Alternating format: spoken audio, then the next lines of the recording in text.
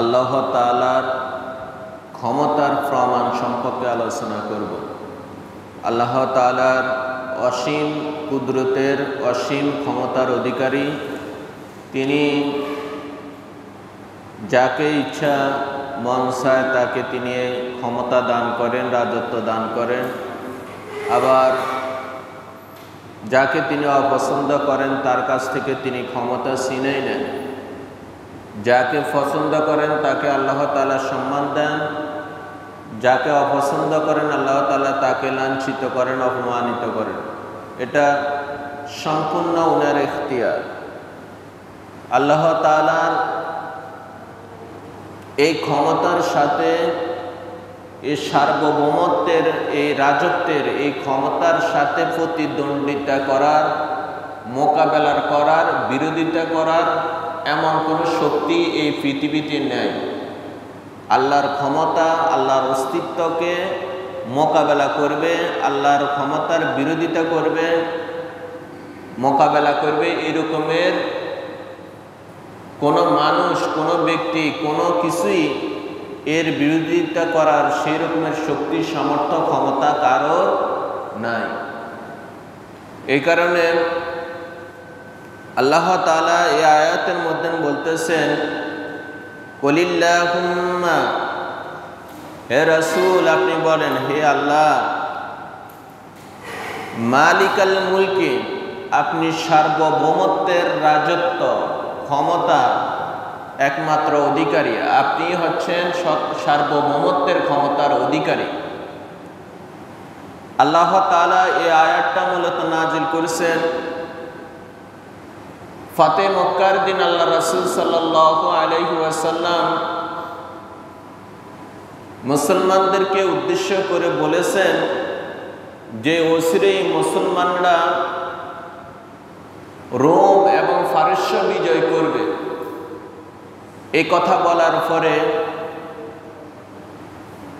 যারা কাফের মুশরিক ছিল তারা তখন ঠাট্টা বিদ্রুপ, হাসি তামাশা করতেছে যে মুসলমান নিজেরা এত জীর্ণশীর্ণ, এত দরিদ্র, গরিব, এরা রোমের মতন এত প্রভাবশালী রাষ্ট্র,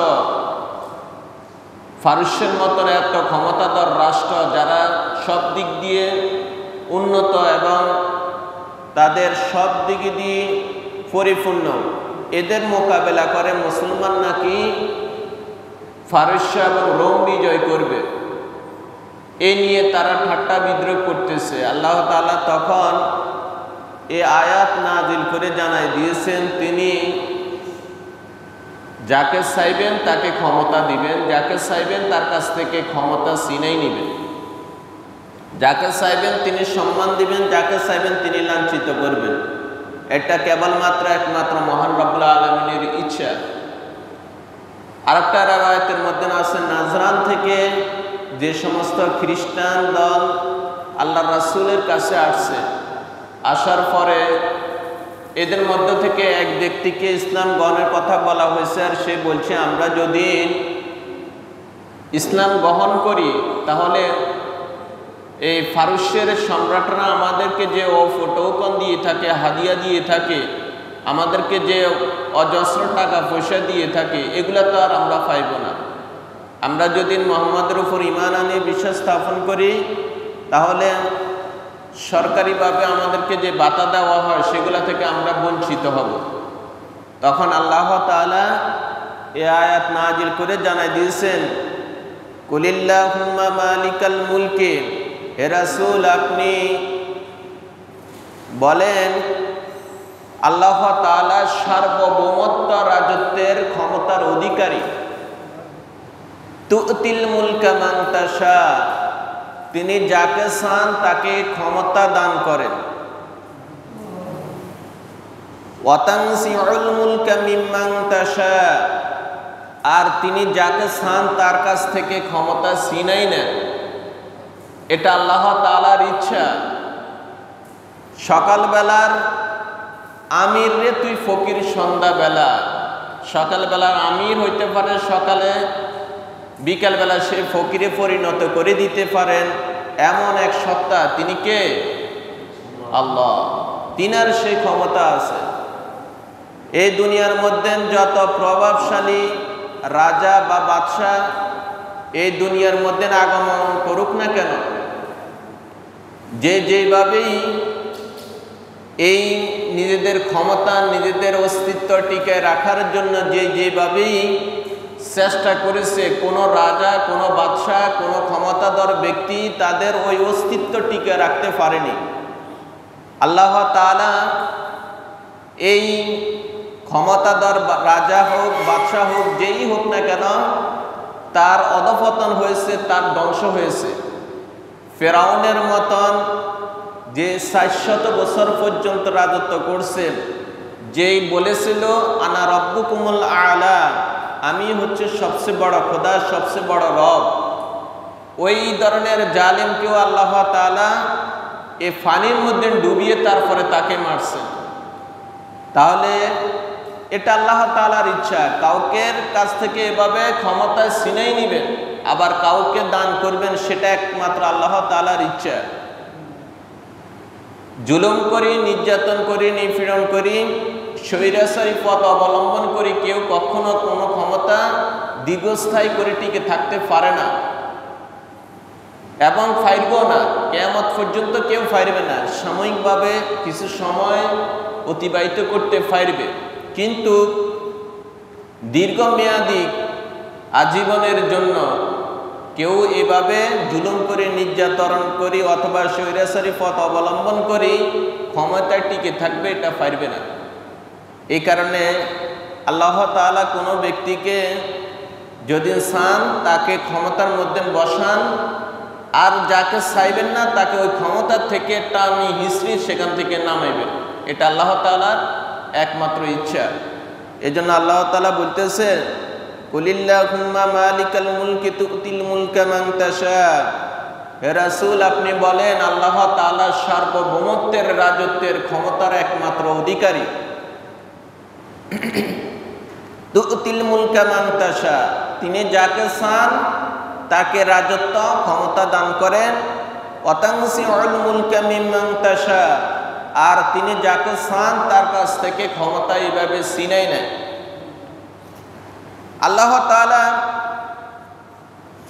যখন মুসলমানদেরকে বিজয় দিয়েছেন বিভিন্ন যুদ্ধের মাধ্যমে এবং আল্লাহ রাসূল সাল্লাল্লাহু আলাইহি ওয়াসাল্লামকে আগাম খবর দিয়েছেন একসময় মুসলমানরা রোম এবং ফারস্য তারা বিজয় করবে। এটা বলার পরে কাফির মুশরিকরা যখন হাসাহাসি করছে তখন আল্লাহ তাআলা এই আয়াতের মাধ্যমে জিনিসটা আলোকপাত করে দিয়েছেন। ঠিক সেটা পরবর্তীতে বাস্তবায়ন হয়েছে।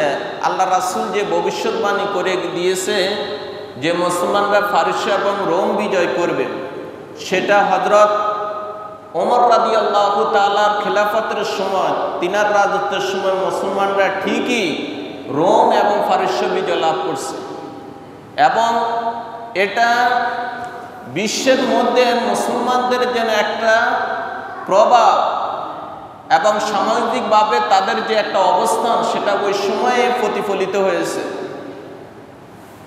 রোম বলা হয় সিরিয়া থেকে স্পেন পর্যন্ত যে রাষ্ট্রগুলা আছিল, এই রাষ্ট্রগুলা মুসলমানরা হযরত ওসমান ওমর রাদিয়াল্লাহু তাআলার শাসন আমলে বিজয় লাভ করেছে, জয় লাভ করছে। এখানে কয়েকটা রাষ্ট্র আছে রোমের মধ্যে।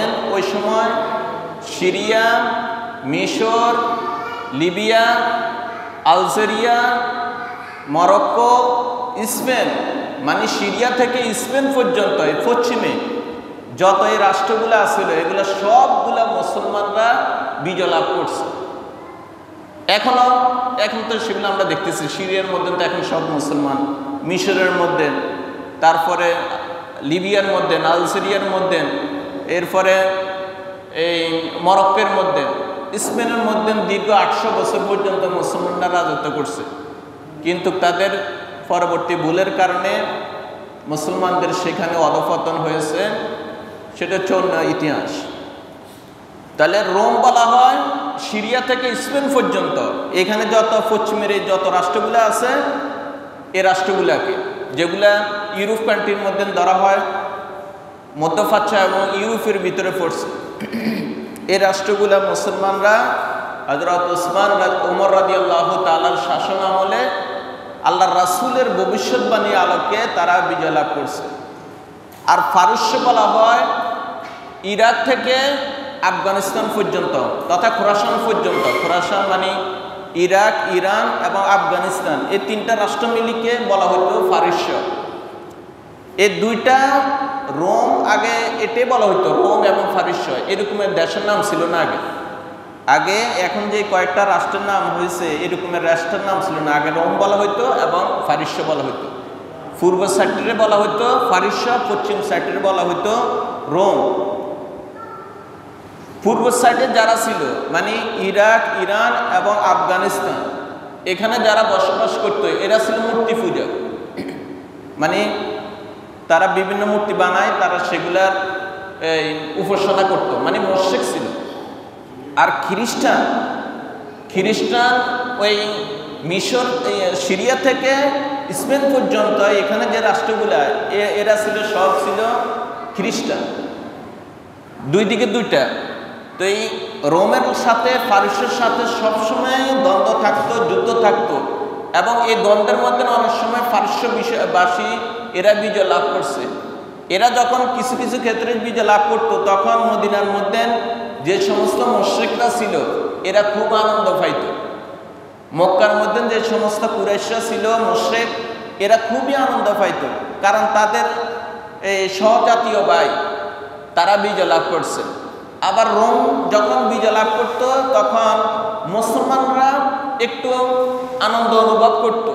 এই কারণে করত, কেননা খ্রিস্টানরা তারা ছিল আহলে কিতাবের অধিবাসী, তারা আহলে কিতাবদারি ছিল, তাওরাত ইনজিল তাদের কাছে আসছে। যার কারণে মুসলমানরা রোম যখন বিজয় লাভ করত বা ফারস্যদের সাথে যুদ্ধ করে, তখন মুসলমানরা এই খবর শুনলে তারা একটু আনন্দ ভোগ করত। এই দুইটা দেশের যখন দীর্ঘ সময় পর্যন্ত যুদ্ধ করি, শেষ পর্যন্ত মুসলমানদের সাথে তারা নিজেরা যুদ্ধ করি মুসলমানদের পত্রে সহজ করে দিয়েছে। যার কারণে মুসলমান আক্রমণ করি কাদিসিয়ার যে যুদ্ধ হয়েছে ওই যুদ্ধের মাধ্যমে, এরপরে মতার যুদ্ধের মাধ্যমে মুসলমানরা আস্তে আস্তে এই পুরো রাষ্ট্রগুলা নিজেদের আয়ত্ত নিয়ে নিয়েছে। এরা পরবর্তীতে এই রাষ্ট্রগুলা আর কাফের মুশরিকরা তখন আর সুযোগ করতে পারে না, মুসলমানদের করায়ত্তে চলে এসেছে রোম এবং ফারস্য। তাহলে রোমের এবং ফারস্যের যে সমস্ত সম্রাটরা ছিল, যে সমস্ত অধিপতিরা ছিল, এরা কিন্তু দীর্ঘ সময় পর্যন্ত ওই ক্ষমতার মধ্যে টিকে থাকতে পারেনি। এদের অধঃপতন হয়েছে, ধ্বংস হয়েছে। আল্লাহ তাআলা এইভাবে তাদেরকে মুসলমানদের কাছে পরাজিত করেছেন। এখানে আরেকটা এই ঘটনা থেকে আরেকটা বোঝা যায়, তুতিল মুলকা মান তাশা, আল্লাহ তাআলা যাকে চান এইভাবে ক্ষমতা দেন। অতানজিল মুলকা মিম্মান তাশা, এবং যার কাছ থেকে মনে চান আপনি তার কাছ থেকে ক্ষমতা ছিনাই নেন, এটা আল্লাহ তাআলার ইচ্ছা। এখন এটা কিভাবে হয়েছে? যেমন বনি ইসরাইলের কাছে আল্লাহ তাআলা অসংখ্য নবী রাসূল তাদের কাছে আসছে, হযরত মুসা, ঈসা, এরপরে অনেক নবী তাদের কাছে আসছে বনি ইসরাইলের বংশধর থেকে। কিন্তু এরা দীর্ঘ সময় পর্যন্ত এই সম্মানের জায়গা তারা ধরে রাখতে পারেনি। তারা নবীদেরকে একদিনে 43 জন 44 জন নবীকে তারা হত্যা করেছে, এবং তাদের অনুসারী যারা ছিল 120 জন, পরবর্তীতে যারা ওই নবীদের পথ অনুসরণ করে মানুষদেরকে ভালো কথা বলতো, একদিনে 120 জনকে তারা মারি ফেলাইছে। এই কারণে আল্লাহ তাআলা তাদের কাছ থেকে ওই ক্ষমতা নিয়ে নিয়ে বনি ইসমাইল তথা ইব্রাহিম আলাইহিস সালাতু ওয়াস সালামের বংশধর, এই বংশধরের মধ্যে এবার নবী আসা শুরু করে দিয়েছে। আবার সে সুবাদে আমাদের সর্বশেষ নবীও হযরত ইসমাইল আলাইহিস সালাতু ওয়াস সালাম ওনার বংশধর। এভাবে তাদের কাছ থেকে আল্লাহ তাআলা ক্ষমতা ছিনিয়ে নিয়ে নবীদের যে একটা মান মর্যাদা সেটা থেকে বনি ইসরাইল থেকে ছিনিয়ে নিয়ে বনি ইসমাইলের কাছে আল্লাহ তাআলা এভাবে দিয়ে দিয়েছেন। এটা আল্লাহ তাআলার একান্ত ইচ্ছা। আমাদের এই দুনিয়ার মধ্যে না বাংলাদেশের কথা বলেন, এই পর্যন্ত কত সরকার আসছে গেছে, এইভাবে আল্লাহ তাআলার এগুলা যাকে যখন যেটা মনে চাইবেন সেটাই করাবেন। কাকে ক্ষমতায় বসাইবেন, কাকে বেজ্জতি করবেন, কাকে লাঞ্ছিত করবেন, একমাত্র মহান রব্বুল আলামিনের ইচ্ছা। তিনার ইচ্ছার বিরুদ্ধে কেউ কোনো কিছু করার, প্রতিবাদ করা, মোকাবেলা করা কারোর শক্তির সামর্থ্য নাই।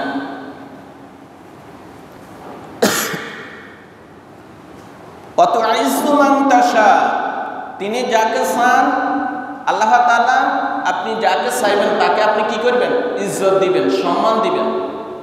আল্লাহ তাআলা যদি কাউকে সম্মানিত করতে চায়, মর্যাদাবান করতে চায়, দুনিয়ার হাজার মানুষ চেষ্টা করে তাকে কি অসম্মান করতে পারবে? কখনো পারবে না। যাকে সম্মান দিবে আপনি হাজারো অপপ্রচার করে তার বিরুদ্ধে যত রকমের আছে ষড়যন্ত্র করে আপনি তাকে অপমানিত, লাঞ্ছিত করতে পারবেন না। যদি আল্লাহ তাআলা কাউকে কি করতে চায়? সম্মান দিতে চায়, ইজ্জত দিতে চায়। এই জন্য আল্লাহ তাআলা বলতেছেন ওয়া তুইজ্জু মান তাশা, আপনি যাকে চান তাকে আপনি ইজ্জত দেন। ওয়া তুযিল্লু মান তাশা, আর আপনি যাকে চাইবেন তাকে জিল্লতি, লাঞ্ছনা আপনি তাকে দিবেন। এটা আপনার ইচ্ছা। তাহলে আল্লাহ তাআলার ইচ্ছা হচ্ছে তিনি যাকে চাইবেন সম্মান দিবেন, যাকে চাইবেন লাঞ্ছিত করবেন। তিনি যদি কাউকে লাঞ্ছিত, অপমানিত করতে চায়, দুনিয়ার সমগ্র শক্তি মিলিয়েও আল্লাহ তাআলার ওই সিদ্ধান্তের মোকাবেলা করতে পারবে না। ওই ব্যক্তি নির্ঘাতে সে লাঞ্ছিত হবে। এটা একান্ত আল্লাহ তাআলার ইচ্ছা। বিয়াদিকাল খায়র, সকল কল্যাণ একমাত্র আল্লাহ তাআলার হাতে। আল্লাহ তাআলা এই আয়াতের মধ্যে বলে দিয়েছেন সকল কল্যাণ কার হাতে? আল্লাহ তাআলার হাতে। নাকি কোনো পীরের হাতে, কোনো মাজারের? অথবা আমরা অনেকে দিন তাবিজ ব্যবহার করে, এই তাবিজের মধ্যে কি কল্যাণ আসেনি? নাই। সকল কল্যাণ একমাত্র আল্লাহ তাআলার হাতে। কেউ কোন আসবাবের মধ্যে, কোন বস্তুর মধ্যে, কোন জিনিসের মধ্যে কল্যাণ নিহিত নাই। আল্লাহ তাআলা যদি চান তাহলে কল্যাণ নিহিত হবে। এছাড়া কোনো কিছুই আপনার কল্যাণ দিতে পারবে না, আপনার উপকার করতে পারবে না। এই জন্য আল্লাহ তাআলা বলছে বিয়াদিকাল খায়র, সকল কল্যাণ একমাত্র মহান রব্বুল আলামিনের হাতে, তার কাছেই সকল কল্যাণ। ইন্নাকা আলা কুল্লি শাইইন কাদির, তিনি সকল কিছুর উপর সর্বশক্তিমান। আল্লাহ তাআলা সকল কিছুর উপর সর্বশক্তিমান। তিনার ক্ষমতা, তিনার অস্তিত্ব, তিনার রাজত্ব সব কিছুর উপরে চলবে। তিনি যেটাই মন চাইবেন সেটাই করবেন। তার এই ক্ষমতার বিরোধিতা করার কেউ নাই।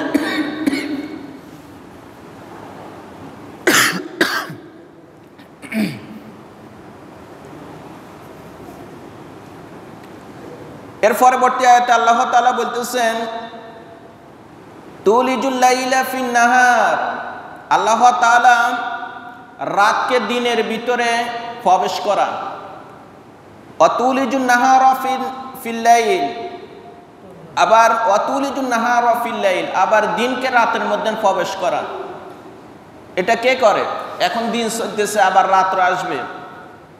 এটা কে করতেছে? কার হুকুমে হইতেছে? আল্লাহ তাআলার হুকুমে। নাকি আমরা কাউকে দায়িত্ব দিয়ে দিয়েছি? প্রতিদিন একই সিস্টেমে, একই নিয়মে এভাবে পূর্ব দিক থেকে সূর্য উদিত হইতেছে, পশ্চিম দিকে অস্ত যাইতেছে। নাকি একদিনে ব্যতিক্রম হয়েছে? হয়েছে নি? হয়নি। এটা কার হুকুমে হইতেছে? আল্লাহ। আল্লাহ তাআলার হুকুমে এই জিনিসগুলোর আবর্তন হইতেছে। এখন দিন আছে, আবার রাত হবে, আবার রাত আসবে, রাত যাইবে, দিন আসবে। এভাবে এটা পালাক্রমে এভাবে আসা যাওয়া করতে থাকবে একমাত্র আল্লাহ তাআলার হুকুমে। এই জন্য আল্লাহ তাআলা বলতেছেন তুলিজুল লাইলা ফিন নাহার, তিনি রাতকে দিনের মধ্যে প্রবেশ করান।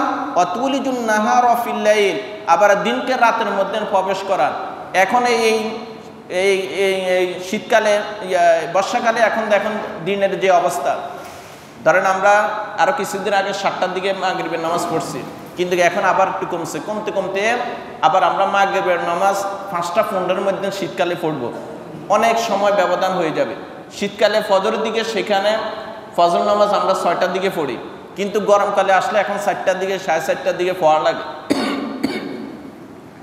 এই রকমের যে পরিবর্তন হয়, এই দিনের এইভাবে একটার পর একটা সময়ের যে পালাক্রমা এইভাবে পরিবর্তন হইতেছে, এগুলো সব কিছু একমাত্র মহান রব্বুল আলামিনের ইচ্ছা, তার ক্ষমতার বলে সব কিছু হইতেছে। তিনি এভাবে সিস্টেম করে দিয়েছেন, এইভাবেই হইতেছে। এর কোনো দিন কোনো রকমের ব্যতিক্রম হয়নি যে আজকে পুরাটা দিনে থাকবে, রাত্র আসবে না, এরকম কি কোনো সময় হয়েছে? হবে না। এটা আল্লাহ তাআলার হুকুম। আল্লাহ তাআলা এভাবে নির্ধারণ করে দিয়েছেন, এভাবে সিস্টেম করে দিয়েছেন, এভাবে কিয়ামত পর্যন্ত চলবে। কিয়ামতের সময় সেটা ভিন্ন একটা ঘটনা ঘটবে। এরপর আল্লাহ তাআলা বলতেছেন ওয়াতুখরিজুল হাইয়া মিনাল মাইয়িতি, তিনি জীবিত বের করেন মিনাল মাইয়িতি, মৃত থেকে। আল্লাহ তাআলা জীবিত বের করেন মৃত থেকে। ওয়াতুখরিজুল মাইয়াতা মিনাল হাই, এবং মৃত বের করেন জীবিত থেকে। এটা কিভাবে?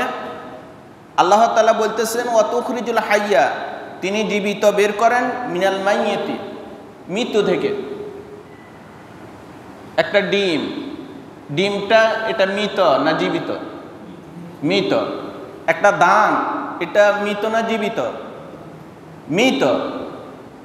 এরপরে একটা বীজ, যে কোনো একটা গম অথবা যে কোনো শস্য, এগুলা হচ্ছে সব মৃত। এখন একটা ধান আপনি যখন এটাকে মাটির মধ্যে রোপণ করবেন, এটা কি মৃত থাকবে না জীবিত হবে? জীবিত একটা গাছে পরিণত হয়ে যাবে না? একটা ডিম আপনি, এটা হচ্ছে মৃত, যখন এটা মুরগির নিচে আপনি তা দিবেন, দিবেন, তখন এটা কি হয়ে যাবে? একটা বাচ্চা বের হবে ডিম থেকে, হবে নি? তাহলে আল্লাহ তাআলা বলতেছে তিনি মৃত থেকে জীবিত বের করতে পারেন। এই জন্য আল্লাহ তাআলা বলতেছেন ওয়াতুখরিজুল হাইয়া, তিনি জীবিত বের করেন মিনাল মাইয়িতি, মৃত থেকে। মৃত জিনিস থেকে তিনি এভাবে জীবিত বের করেন, এই ক্ষমতা কার আছে? আল্লাহ। আমরা এটা কি বাস্তবে আপনারা দেখেন কিনা? একটা বীজ, একটা ধান, একটা গম, যে কোনো একটা শস্য, আপনি একটা যে কোনো বীজের কথা বলেন না কেন, এই আমাদের আশেপাশে যে গাছগুলো আমরা দেখি, এই গাছগুলোর বীজগুলা আপনি যদি এখানে রাখি দেন, কিয়ামত পর্যন্ত এখানে গাছ হবে না, কোনো কিছুর মধ্যে রাখি দিলে হবে না, কিন্তু মাটির মধ্যে রাখার সাথে সাথে এখান থেকে গাছ বের হবে। তাহলে এই ক্ষমতা কার? আল্লাহর। এই জন্য আল্লাহ তাআলা বলতেছেন ওয়াতুখরিজুল হাইয়া, তিনি জীবিত বের করেন মিনাল মাইয়িতি, মৃত থেকে। মৃত একটা যার কোনো জড় বস্তুর মতন, যার কোনো প্রাণ নাই, কিন্তু এখান থেকে আল্লাহ তাআলা একটা জীবিত জিনিস বের করে দিয়েছে। আল্লাহু আকবার। আল্লাহর সেই ক্ষমতা আছে। ওয়াতুখরিজুল মাইয়াতা মিনাল হাইয়ে, আর তিনি মৃত বের করেন মিনাল হাইয়ে, জীবিত থেকে। আবার এই ডিম থেকে মুরগি হয়েছে, মুরগি আবার ডিম ফাটছে, তাহলে জীবিত জিনিস থেকে আবার কি একটা বাইর করছে? মৃত জিনিস। আপনি যেই বীজটা রোপণ করছেন সেখান থেকে গাছ হয়েছে, গাছ হয়ে গাছে আবার ফল দিছে, ওই ফল সেটা কি মৃত হয়ে গেছে না? আবার মৃত। এই জন্য আল্লাহ তাআলা বলতেছেন ওয়াতুখরিজুল মাইয়াতা মিনাল হাইয়ে, তিনি মৃত থেকে আবার এইভাবে জীবিত বের করেন। এটা আল্লাহ তাআলার হুকুম, আল্লাহ তাআলার কুদরত, তিনি এইভাবে চান, এইভাবে হয়। ওয়াতারযুকু মান তাশাউ বিগাইরি হিসাব, আর তিনি যাকে চান তিনি তাকে অপরিমিত, অগণিত, অফুরন্ত নিয়ামত, রিজিক এভাবে দান করেন। যদি আল্লাহ তাআলা কারো কল্যাণ চায়, তাকে অঢেল ধন সম্পদ দিবেন। যাকে আল্লাহ তাআলা পরীক্ষা করতে চান, তাকেও তিনি এভাবে অঢেল ধন সম্পদ দিবেন। এটা একান্ত তিনারই ইচ্ছে। তাহলে আজকের আলোচনা থেকে আমরা যে বুঝলাম আল্লাহ তাআলার ক্ষমতার প্রমাণ, সেটা আপনাদের নিকট ব্যক্ত করলাম। আল্লাহ তাআলার যে ক্ষমতা রয়েছে, তার যে কুদরত, তিনি দেন সার্বভৌমত্বের একমাত্র ক্ষমতার অধিকারী, তার কিছুটা প্রমাণ আপনাদের নিকট আজকে পেশ করলাম। আল্লাহ পাক আমাদেরকে বুঝার এবং আমল করার তৌফিক দান করুন। আমিন।